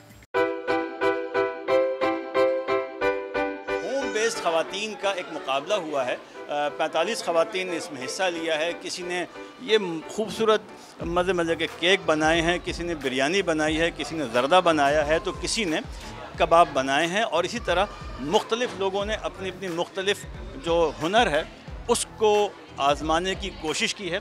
सबसे पहले हम यहाँ पर चलेंगे, मालूम करेंगे इस तकरीब की जो मेज़बान हैं मैडम शमा राशिद, उनसे मालूम करेंगे कि इसका ख्याल कैसे आया उन्हें। ख्याल तो मुझे काफ़ी अर्से से आ रहा है, मुसलसल मैं करवा रही हूँ इस तरह के इवेंट्स, और ये माशाल्लाह से मेरा 5वां कंपटीशन है इस तरह का जो मैंने करवाया है। ये आपके ख्याल में जो होम बेस्ड खवातीन हैं उनको इससे कोई फ़ायदा होता है, शख्सियत में उनकी कोई तब्दीली आती है?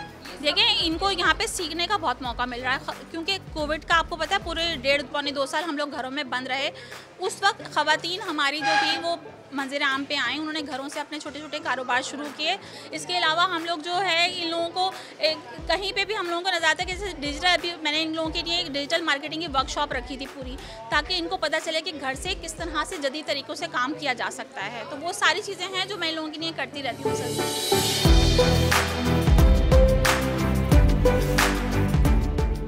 ये बताइए कि जो आप पकाती हैं घर वाले भी उसी शौक़ से खाते हैं या नहीं? नहीं सर, बहुत ज़्यादा शौक़ से खाते हैं और बहुत ज़्यादा पसंद आता है सबको मेरा खाना। रेड सॉस बनाए हैं और चिकन स्टेक बनाया, मैक्सिकन चिकन स्टेक। ये कितनी देर में बनता है और जायका कैसा होता है? बहुत क्विक बनता है और बहुत स्पाइसी होता है, हॉट एंड स्पाइसी फ्लेवर होता है इसका। मैंने 2-in-1 सरप्राइज जर्दा बनाया है, इसमें लगभग सारा सब कुछ करके 1 आवर लगाए। तो ये बताइए कि जो आप पकाती हैं घर में, घर वाले भी उसी शौक़ से ज़ौक़ से खाते हैं? बहुत शौक़ से खाते हैं, कड़ी चावल भी शौक़ से खाते हैं, दाल चावल, एक्चुअली सारी चीज़ें मैं अच्छी ही बनाती हूँ। अब ये डिपेंड करता है बच्चों पे और फैमिली पे उनको क्या पसंद है। आज मैंने ग्रीन चिकन बनाई है, इसमें ग्रीन स्पाइसेस डले हैं, ब्लैक पेपर है, वाइट पेपर है, योगर्ट डला है इसमें, और ये बहुत टेस्टी बनती है। टिक्का बिरयानी बनाई है समरीन में, कितनी देर लगती है ये बताइए? सर मैरिनेशन के लिए तो तकरीबन 30 से 35 मिनट लगते हैं, और अगर ज़्यादा अच्छी चाहिए तो रात को कर लें। और सबसे मज़े की बात, जिन्होंने हैदराबादी बिरयानी बनाई है वो हैं ये खातून जिनका नाम है शहजाद। मैडम ये बताइए कि घर वाले भी आपकी बिरयानी वगैरह उसी शौक़ से खाते हैं या नहीं? बहुत शौक़ से खाते हैं। अभी मैंने पहले भी फर्स्ट ट्रिप करा था वहाँ पर, तो वहाँ पे भी बहुत सब लोग एंजॉय किया, और अभी भी यहाँ पर भी, अब यहाँ का पता नहीं अभी तो। लेकिन मैं इनसे हैदराबादी लहजे में एक सवाल करूँगा, हो सकता है कि वो उसी लहजे में जवाब देंगी, ज़ाहिर है वो तो प्योर हैदराबादी तहज़ीब के अलमबरदार हैं। अरे क्या बनाया मियाँ आज आपने? हमने हैदराबादी बिरयानी बनाई बाबा। देखा आपने, ये है फिलबदी जवाब। बाबा जो उन्होंने कहा वो ख़ास एक टिपिकल लफ्ज़ है हैदराबाद दक्कन की तहज़ीब के लोगों का। और देखिए यहाँ पर शेफ़ रूबी भी मौजूद हैं जो अपने वालिद अपने पेशे में और अपनी तारुफ में ये मोहताज नहीं हैं। आपने बहुत सारे टेलीविज़न शोज़ में देखा होगा। ये बताइए रूबी, बाहर इतने सारे प्रोग्राम जज कर लेती हैं, घर जाकर तो खाना खाने की फुर्सत नहीं मिलती होगी आपको? हाँ, इतना चखने को मिल जाता है। बिल्कुल बिल्कुल सही कह रहे हैं आप। घर जाओ तो भूखी ख़त्म हो जाती है और इतने मज़े मज़े के खाने टेस्ट करने को मिलते हैं। और यहाँ अभी इवेंट में जो है होम शेफ्स ने जो इतने मज़े मज़े के खाने बनाए, ऑनेस्टली बता रही हूँ बहुत मज़े के, हम लोगों को भी पीछे छोड़ दिया है, बहुत मज़े के। अच्छा, एक संजीदा सवाल, आम तौर पर जब आप जज कर रहे होते हैं तो क्या चीज़ें चेक करते हैं, किस तरह जायके को जज करते हैं, किस तरह देखते हैं कि किसने अच्छा पकाया और क्या उसमें ऐसा है कि उसको नंबर दिया जाए, क्या देखते हैं सबसे ज़्यादा? देखिए, फर्स्ट जो है वो उसकी प्रेजेंटेशन, जब खाना देखने में अच्छा लगेगा तो डेफिनेटली वो पक्का भी बहुत मज़े का होगा। माशाल्लाह माशाल्लाह होम बेस्ड ख़वातीन जो हैं वो प्रोफेशनल जो लर्नर शेफ्स हैं उनसे बहुत ज़्यादा अच्छा और एक्सपीरियंस वर्क करती हैं, because they are mothers, they are हाउस वाइफ्स, they are sisters, they are managing big occasion like parties at their home and they are doing very well.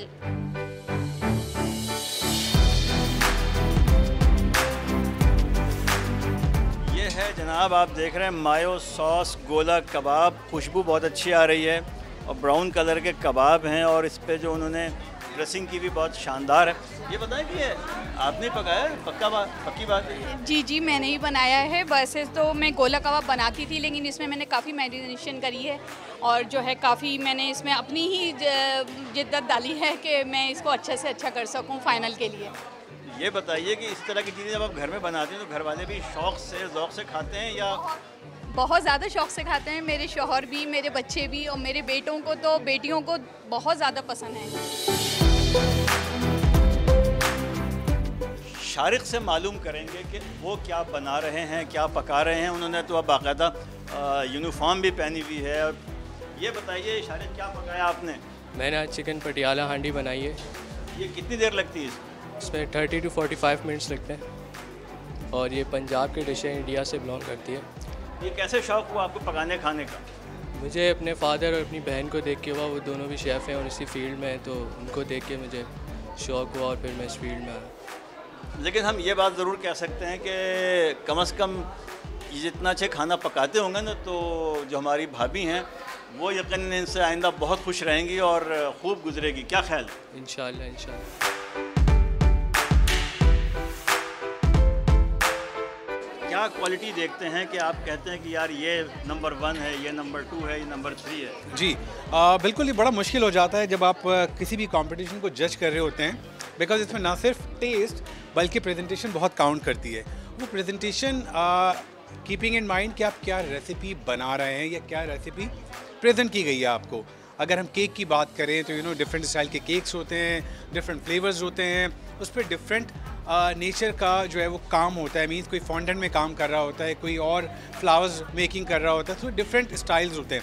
इसी तरह अगर हम देसी रेसिपीज़ की बात करें, उसमें भी देसी रेसिपीज़ में भी न सिर्फ टेस्ट बल्कि प्रेजेंटेशन बहुत काउंट की जाती है और वही आपको बता रही होती है कि उन्होंने मेथड को कितना फॉलो किया है और उनकी जो रेसिपी है टेस्ट के साथ साथ उनकी प्रेजेंटेशन, फिर टाइम मैनेजमेंट कितना उन्होंने उसमें पर्टिकुलर टाइम जो उनको डेडिकेट किया गया था उसमें उन्होंने बनाई है कि नहीं बनाई।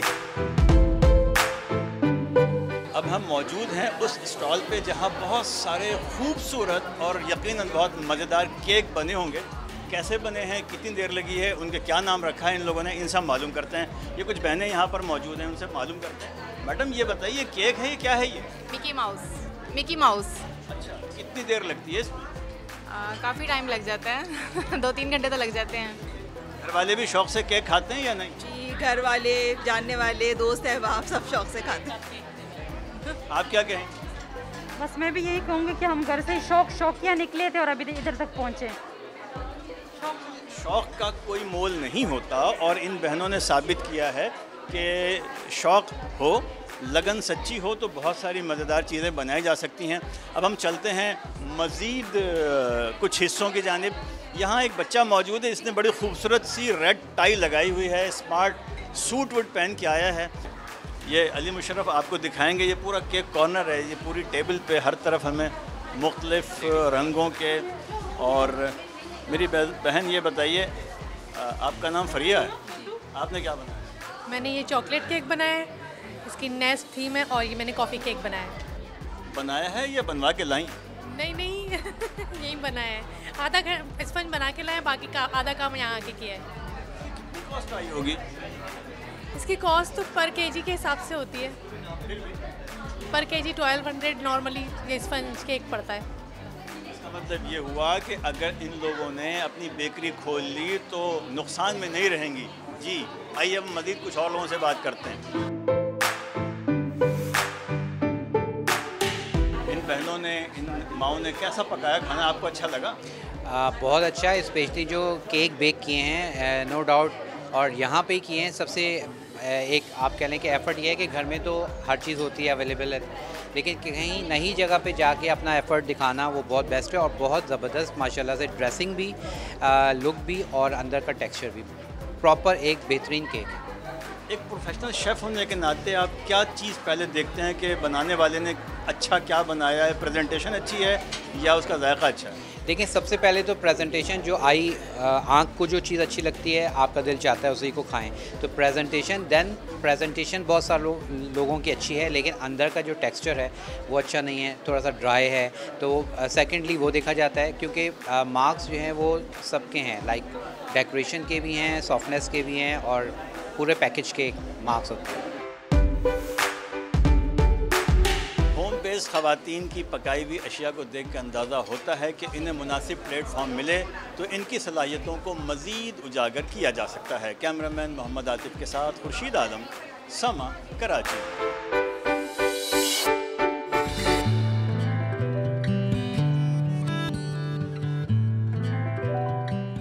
अच्छा जी, अब ज़रा हम शख्सियत की बात कर लेते हैं। जाज़िबे नज़र आना हर शख्स की ख्वाहिश होती है कि वो खूबसूरत लगे, प्यारा लगे, और फिर हम कहते हैं कि अच्छा जब आप प्यारे लगते हैं ना तो फिर आपकी जो उम्र है वो सिर्फ नंबरों तक महदूद हो जाती है, लेकिन इसके लिए काफ़ी जतन करने पड़ते हैं। अक्सर लोग अपने चेहरे का ज़ाविया बदलने के लिए सर्जरी करवाते हैं, डाइट प्लान तब्दील करवाते हैं, लेकिन क्या कभी भी आपने फैट ग्राफ्टिंग से मुताल्लिक सुना है? अब ये एक नई चीज़ है, यानी जिससे आप चेहरे की जो चर्बी होती है ना, अक्सर ऐसा होता है कि आपकी स्किन ढलकना शुरू हो जाती है, एक्स्ट्रा फैट आना शुरू हो जाता है, डबल चिन हो जाती है, और फिर आप उसके लिए ये करवाते हैं, और फिर जाहिर है जब आप ये करवाएंगे तो फिर आपके चेहरे का फैट कम हो जाएगा। और लेकिन इसका साइड इफेक्ट कुछ लोग कहते हैं कि ऐसे करवाने से जी आपके चेहरे पे बाद में बाल आना शुरू हो जाते हैं, और फिर चेहरा जो है वो फिर लटकना दोबारा शुरू हो जाता है। इसके लिए ज़रूरी आप इसको मेंटेन करें। बिल्कुल, और मेंटेन करने के साथ साथ अगर फेस की बात की जाए तो कहा जाता है कि एक्सरसाइज बहुत ज़रूरी है। जब आप एक्सरसाइज करते हैं तो आपकी स्किन जो है वो टाइट रहती है, लेकिन ज़ाहिर है हर आदमी एक्सरसाइज नहीं कर पाता है, और जब कुछ ऐसी पोजीशन आ जाती है, फेस लटक जाता है, चीक्स जो है आपके गाल लटक जाते हैं, डबल चिन आ जाती है जैसे कि आपने बताया, फिर उसके लिए ये फैट ग्राफ्टिंग जो है ये एक प्रोसेस है जो कि किया जाता है। अब इसके तरीकाकार इसका क्या होता है और किस तरह से लिया जाता है, इसके साइड इफेक्ट्स भी कोई हैं या नहीं, इसकी सेटिंग्स भी होती हैं या साइड इफेक्ट इसके हैं या नहीं, इसी पर बात करने के लिए हमें ज्वाइन किया है cosmetic and plastic surgeon doctor Nabiha Rahman ने। डॉक्टर साहब आप बेहद शुक्रिया वक्त देने के लिए, गुड मॉर्निंग। जैसे हम बात करें फैट ग्राफ्टिंग की, अगर हम आवाम को इसका तरीका इलाज सिखा सके बड़े आसान लफ्ज़ों में, बेसिकली ये है कि क्योंकि आजकल जो घर में बड़े होते हैं ना वो कहते हैं नहीं नहीं चेहरे पे कुछ नहीं करवाना, इतने लेज़र के वो आ गए हुए हैं, इतनी सर्जरीज आ गई हैं, कोई चीज़ चेहरे पे नहीं लगवानी। तो मैं चाहूँगी बड़े सादा और आसान लफ्ज़ों में आप हमारी आवाम को समझाएं कि जो फैट अगर चेहरे पे आ जाता है तो ये करवाना इसके कोई नुकसान नहीं है, और अगर है तो उन पर काबू पाया जा सकता है। शुक्रिया, आपने अच्छा क्वेश्चन किया है मुझसे। फ़ैट ग्राफ्टिंग एक्चुअली एक तरीका इलाज है जिसमें आपकी बॉडी से फ़ैट ली जाती है, उसको प्योरीफाई किया जाता है एक ख़ास तरीके से। उसके लिए डिफरेंट मशीन्स होती हैं जो इस्तेमाल की जाती हैं, और उसके बाद उस फ़ैट को प्योरीफाई जब करते हैं और उसको सेपरेट करते हैं, और उस फ़ैट को फिर हम फ़ैट ग्राफ्टिंग के लिए यूज़ करते हैं। अब फ़ैट ग्राफ्टिंग कहीं पे भी की जा सकती है, चेहरे पे भी की जाती है, बॉडी के किसी पार्ट पे की जाती है, जैसे पिचके हुए गाल होते हैं कुछ लोगों के, कुछ पेशेंट्स के, और वो काफ़ी उसकी वजह से एहसास कमतरी का शिकार होते हैं। तो फ़ैट को हम पिचके हुए गालों की इलाज के लिए भी इस्तेमाल कर सकते हैं, और मगर फ़ैट को जो बॉडी से निकालते हैं या हार्वेस्ट करते हैं उसका एक ख़ास तरीका होता है। अगर वो ख़ास तरीका ना किया जाए तो फ़ैट सेल्स जो हैं वो डाई हो जाते हैं, वो ख़त्म हो जाते हैं या एब्जॉर्ब हो जाते हैं। तो इसके लिए आपको किसी माहिर प्लास्टिक सर्जन के पास जाना चाहिए और इसको प्रॉपर तरीके से इसकी ट्रीटमेंट होनी चाहिए, क्योंकि फ़ैट सेल्स जो होते हैं वो लिविंग सेल्स होते हैं, और अगर उनको तरीके से हैंडल ना किया जाए तो वो डाई हो जाते हैं, ख़त्म हो जाते हैं या एब्जॉर्ब हो जाते हैं। तो इसलिए इसका जो तरीका है वो काफ़ी कॉम्प्लिकेटेड है। राइट, डॉक्टर साहब ये बता दीजिएगा कि एक आम तासुर ये भी पाया जाता है कि प्लास्टिक सर्जन के पास जाना बड़ा एक नुकसानदेह भी साबित हो सकता है, चेहरा बिगड़ सकता है, कोई ऐसी चीज़ हो सकती है आपके फेस के साथ या बॉडी के साथ जो कि फिर परमानेंट हो जाए। तो इस चीज़ को ज़रा वाज़ेह कर दीजिएगा कि ये जो सिलसिला है फैट ग्राफ्टिंग का, is it safe for everyone? देखिए, प्लास्टिक सर्जरी एक काफ़ी एडवांस फील्ड है, और इसकी ऑब्वियसली सर्जरीज बहुत कॉम्प्लिकेटेड होती हैं, और जैसे आपने फेस की बात की है तो फेस जो है या चेहरा जो है हमारे जिस्म का वो हिस्सा है जो ज़्यादा कॉम्प्लेक्स है, यहाँ नर्व्स होती हैं, आर्टरीज होती हैं, और इसकी एनाटमी सही तरीके से जानना बहुत ज़रूरी है। तो इसलिए मैं कहूँगी कि आपने जब भी कोई चेहरे को कोई ट्रीटमेंट करानी है, इवन या बॉडी की कोई ट्रीटमेंट करानी है, तो किसी माहिर और क्वालिफाइड सर्जन के पास आप जाइए जिसको चेहरे की एनाटमी का पता हो, और सही तरीके से अगर कोई भी काम होगा तो वो परफेक्ट होता है। और मैं आपको ये बताती हूँ कि कॉस्मेटिक सर्जरी बहुत कॉमन है पाकिस्तान में, उसका ट्रेंड बहुत हो रहा है, उसका बहुत ज़्यादा रुझान हो रहा है। और बाहर तो क्योंकि मेरी प्रैक्टिस इंग्लैंड में भी है तो वहाँ पर तो ये बहुत ज़्यादा की जाती है। तो अगर कोई चीज़ नुकसानदेह हो तो वो बाहर तो बिल्कुल नहीं होती। आपको पता है वहाँ रूल्स एंड रेगुलेशंस कितने स्ट्रांग होते हैं। तो अगर ऐसी कोई चीज़ जो नुकसानदेह हो वो कभी भी वो अलाउ नहीं करते कि वो बाहर किसी ममालिक में हो। लेकिन क्योंकि ये एक सक्सेसफुल प्रोसीजर्स होते हैं इसके, लेकिन बशर्ते कि आप एक क्वालिफाइड सर्जन के पास जाएं, ये बहुत ज़रूरी है। और डॉक्टर साहब कुछ लोग होते हैं ना जो कि फोरहेड की भी सर्जरी करवाते हैं कि अच्छा माथा जो है वो हमें ढलकता हुआ वो भी नज़र आ रहा है चेहरे के साथ साथ, फिर उसकी भी सर्जरी होती है। अच्छा, जैसे हम बात कर रहे हैं कि चेहरे पे अगर फैट है तो आपने ग्राफ्टिंग आप करवा सकते हैं, मज़ीद पुरकशिश आप नज़र आ सकते हैं। इसका अंदाज़ा कैसे होगा कि आपके चेहरे पे फैट आना शुरू हो गया? जैसे घरेलू ख़वातीन हैं ये जो चाहती है कि उनका चेहरा बड़ा ही स्लिम सा लगे और बड़ा ही अच्छा लगे, शेप में लगे। अक्सर ऐसा होता है चीक्स पे फैट आता है तो वो कहते हैं नहीं ये तो उभरे हुए गाल अच्छे लगते हैं। हमारी सोसाइटी में आपको पता है कि ये अलमी है कि अच्छा अगर उभरे हुए गाल हैं तो कहते हैं नहीं ये तो अच्छे लग रहे हैं गाल तुम्हारे। या अगर जैसे डबल चिन आ गई तो डॉक्टर्स या फिर घर में या फिर हम यूट्यूब पर देख लेते हैं कि इसकी एक्सरसाइज इसकी बता दी जाती है कि पहले ये एक्सरसाइज कर लो फिर किसी सर्जरी की तरफ चले जाना। एक आम खातून को इस चीज़ का अंदाज़ा कैसे होगा कि उसके चेहरे पे फैट आना शुरू हो गया, चेहरे के किस हिस्से पे कितना फैट आ रहा है? देखिए, एक तो पहली बात ये कि अगर आपके चेहरे पे फैट आ रही है, जो फैट डिफरेंट जगहों पे आती है उसकी डिफरेंट वजूहात हैं। एक तो ये कि हेरिडिटरी होती है कि आपको मतलब आपकी फैमिली में अगर ये है डबल चिन है तो ज़रूरी नहीं है कि आप मोटे हों। एक तो ये बात है कि डबल चिन काफ़ी कॉमन है। डबल चिन का मतलब ये है कि आपकी जो चिन है उसके नीचे फैट आ जाती है। अब ये यंग लोगों में भी आ जाती है, ज़रूरी नहीं है कि आप बहुत मोटे हैं तो आपको डबल चिन है। तो काफ़ी यंग लोगों में भी मैंने ये प्रॉब्लम देखी है। दूसरा ये है कि अगर आपके गाल हैवी हैं, बहुत ज़्यादा मतलब वो चबी हैं, तो वो भी एक इंडिकेशन है कि आपकी फैट फेस पे ज़्यादा है।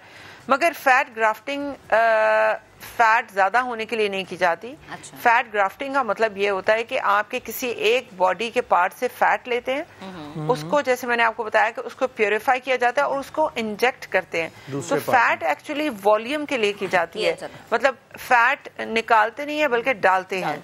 तो फैट ग्राफ्टिंग बल्कि आप उसको ऐड करते हैं, वॉल्यूम ऐड करते हैं। लेकिन अगर किसी के चेहरे पे फैट है जैसे डबल चिन है तो उसका इलाज फैट ग्राफ्टिंग नहीं है, उसका इलाज है लाइपोसक्शन या और मेथड्स हैं जिससे किया जाता है।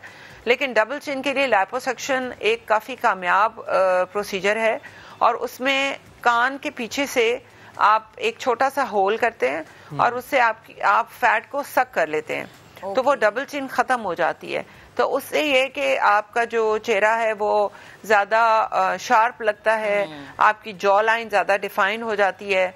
तो ये डिफरेंट तरीके हैं इसको डील करने के या कम करने के। यानी अगर आपके गाल पिचके हुए हैं तो आप फैट ग्राफ्टिंग करवा सकते हैं। अगर आपको लग रहा है कि जैसे अमूमन होता है कि लड़कियों के गाल या मर्द हजरात के गाल अंदर गए हुए हैं, जो कि अमूमन ये पाया जाता है कि पता नहीं शायद कोई कमजोरी है या कोई बीमारी है, तो उसके लिए आप फैट ग्राफ्टिंग इजीली करवा सकते हैं। मजमूई तौर पर चेहरे के जितने भी आपके पुर्जे हैं अपनी मर्जी के मुताबिक आप उनको पॉलिश करवा सकते हैं, आप उनको दोबारा से न्यू करवा सकते हैं। बेहद शुक्रिया डॉक्टर साहिबा वक्त देने के लिए, गुफ्तगू करने के लिए।